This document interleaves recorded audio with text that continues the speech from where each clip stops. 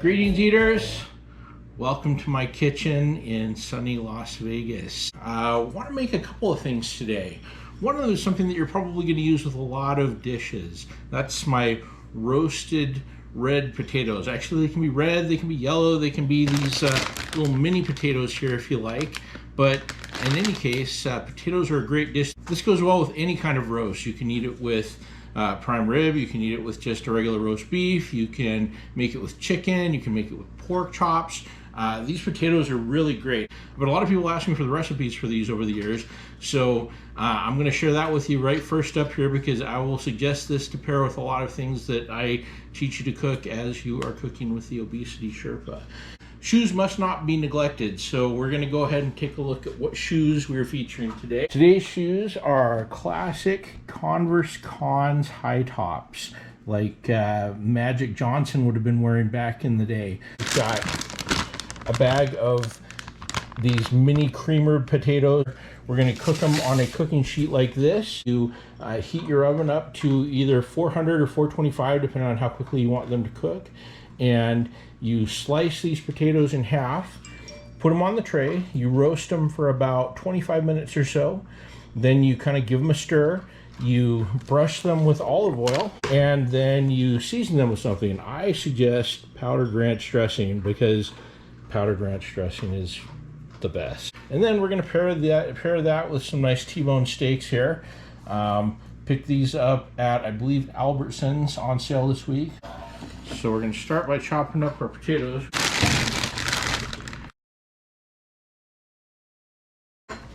Okay, actually got the whole bag on this little tray here, so I'm going to kind of flatten them out, make sure they're separated. So no oil, no seasoning yet. I'm going to go ahead and go straight into the oven. We are going to roast them at about 400 degrees. So I'm going to let those cook for about 25 minutes, and then I will pull them out, and that's when we'll brush them with some olive oil and apply some seasoning to them. While that's happening, I'm going to go ahead and get my grill going, because it's not going to take that long to actually cook the steaks. When it comes to steaks, I'm all about simplicity, but it is not as simple as just throwing it on the grill. If you want it to taste great, you need high heat. You need to sear it. I learned some tricks from some chefs of a popular restaurant chain up in Canada called The Keg. It's not Peter Luger's, but they're all right. They were pretty popular in Seattle when I was a kid. I don't think they really exist there any longer, but they still are going on up in Canada. The potatoes have completed the first portion of their journey, so we're going to go ahead and pull those out and prep them for round two. Now that the potatoes have cooked for about 30 minutes, we're going to go ahead and brush them with olive oil. Don't have a specific amount here, just kind of get some on the top. And then we're going to give them a good dusting of the powdered ranch dressing and give them a good mix. Once you've given them a good mix, hit them with a little more olive oil. Another good dusting of powdered ranch here. So this is literally this simple. So far, just to recap, we have taken a small bag of small red potatoes, or creamers as they're sometimes known. We have cut them in half. We've spread them out on this baking sheet. We roasted them for about 30 minutes at 400 degrees, and then we pulled them out. We brushed them with olive oil, and then we dusted them with powdered ranch dressing. Then we mixed them a little more, we brushed them with a little more olive oil, and we dusted them with some more powdered ranch. So what's going to happen next is we're going back in the oven. Depending on your oven, it's going to take somewhere between another 30 to 40 minutes to finish cooking. It took me less than 10 minutes to get these up and get these cut up and in the oven. And then it took me another less than 5 minutes to apply the oil and the ranch, and that's it. At this point, you just cook them until they are done, and you'll be able to tell they're done because they will be golden brown, and you will want to eat them immediately when you see them.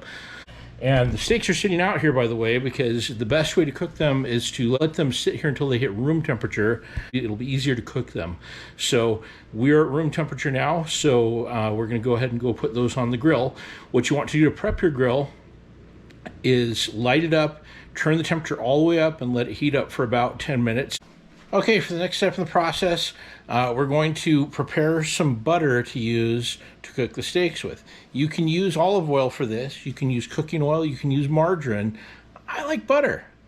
Obviously, look at me. I like butter. I like butter more than Paula Deen. Well, I don't know if I like butter more than Paula Deen, but I like butter a lot. So I took about half a cube of butter. I melted it for about 30 seconds in the microwave. And then I'm going to add a little of this to it to give it a little more flavor. So just dump in a little garlic salt. Don't have an exact amount for you, just need a little bit for good measure here. It's been heating up for a while. You can see we're at over 500 degrees here. I'm gonna open it up, looks pretty warm. And we're going to brush these steaks with the butter. Not only does this add great flavor, it acts as an accelerant to bring us some flame to get a good sear on these guys. And the steaks are going on. We get some flames immediately.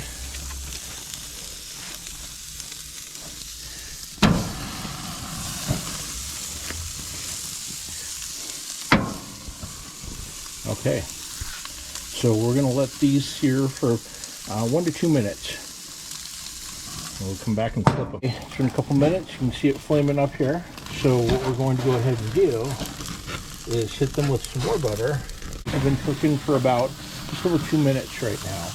So we're going to go ahead and let these sear, and we're going to come back and drop the temperature and let them cook for a little bit longer. They've been cooking for another couple of minutes.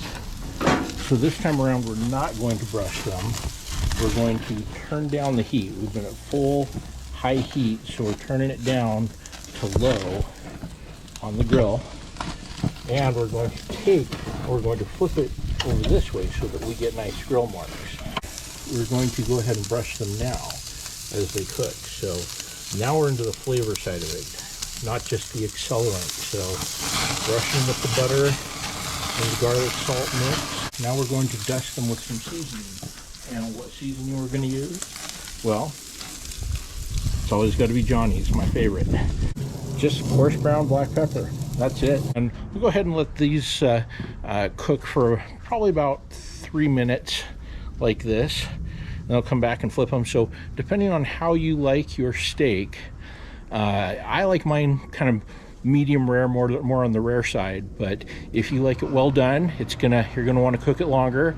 You can use a meat thermometer. I generally don't use a meat thermometer because I've been doing this now for 25 years and I can pretty much tell where I am with looking at it. It's cooking a little more slowly now. So we're gonna go ahead and flip it again.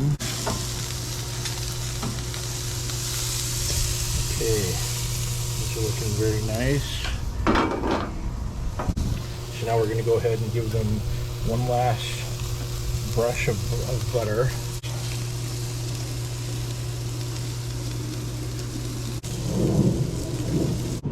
So at this point, these only need to cook for another minute or two at most, or at least the ones that I want to be medium rare. So I'm going to go ahead and give them their moment, and then we will pull them off. So I'm going to pull 2 of these off. I'll let my wife's go a little longer.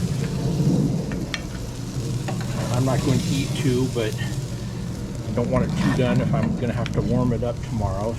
So we need to let these rest for about 5 minutes or so. Resting lets the juices kind of work the way throughout the meat and just adds the overall flavor. If you cut them open before that, the juice will all run out. While that's happening, I will give you my restaurant recommendation for the day. We were talking about the Keg earlier, so that's it. The Keg in Gastown in Vancouver, British Columbia is awesome. My friends and I used to go there back in the 90s because it was just a quick drive up the road from Seattle, and we'd eat on their patio out on the street and kind of watch the world go by. It was great. I loved it. Sounds as if our potatoes are ready to go. So let's take a look and see how they're doing here. Here in the light. I'm starting to lose sunlight since we're in the evening here. But there you go. Looking very nice. And like I said, remember this recipe. You can use this with a lot of things.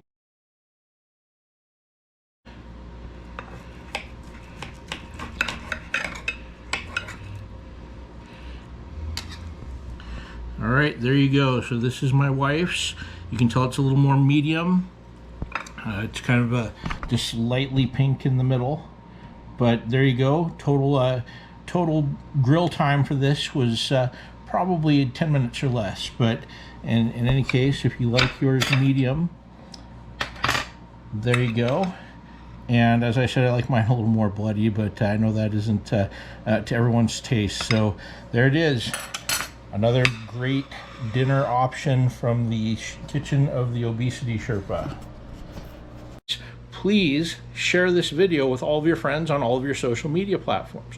We are on YouTube, Facebook, Instagram, Twitter, TikTok, and I believe we're on Tumblr as well, and I think we're going to be on Rumble for those of you who like Rumble. But please like, please share, please follow, and please, again, share this with your friends if you like this. And if you make these dishes that I'm teaching you how to make, please post pictures of them and share them with us. And here's why it's a good life to be the Obesity Sherpa's dog. There you go, buddy.